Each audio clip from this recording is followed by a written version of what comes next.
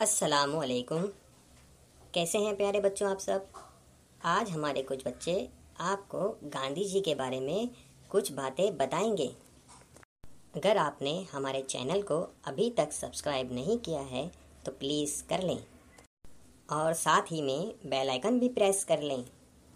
तो चलिए देखते हैं गांधी जी के बारे में मालूमात।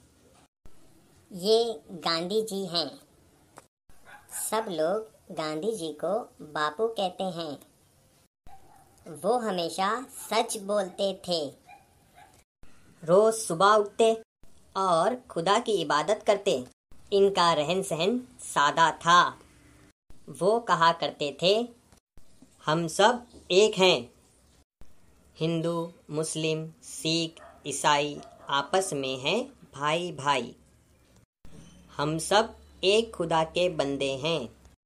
पहले हमारे मुल्क पर अंग्रेज राज किया करते थे। बापू ने कहा, आओ हम सब मिलकर अपने मुल्क को आज़ाद कराएं। सब ने उनका साथ दिया। हमारा मुल्क आज़ाद हो गया। अब हम सब आज़ाद हैं। कैसी लगी ये वीडियो? कमेंट में ज़रूर बताएं और हमारे चैनल को सब्सक्राइब करना ना भूलें। और इसे अपने दोस्तों तक शेयर कीजिए। चलिए, अल्लाह हाफिज़ प्यारे बच्चों।